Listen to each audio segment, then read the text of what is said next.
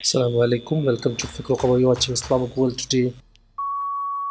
First, coronavirus global death toll claims over 15,000. Number of recovered from disease tops 100,000. Al-Aqsa Mosque shut amid coronavirus outbreak. Prayer suspended after work hold emergency meeting in Jerusalem. Israeli forces kill Palestinian in West Bank. Palestinian martyred while Israeli army opened fire in region west of Ramallah. Palestinian leaders issue amnesty order amid COVID-19. President Mahmoud Abbas decided to release detainees who have completed half their sentence for certain crimes.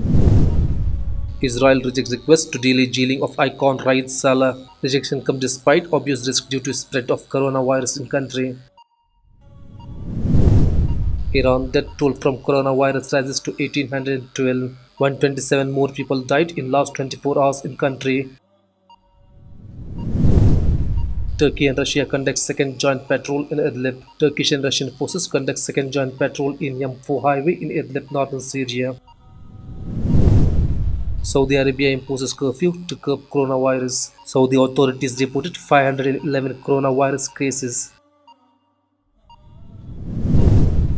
Egypt, two army general dies of coronavirus. Death toll now 14 with 327 confirmed cases, says health ministry.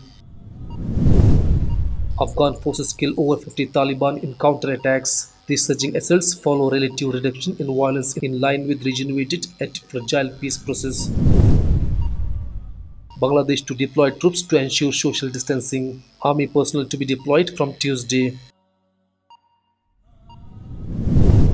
Pakistan deploys army to assist COVID-19 measures. Country to remain under lockdown and people allowed to step out for foods and health checkups. You can find latest and lot more on fikrokhbar.com/English.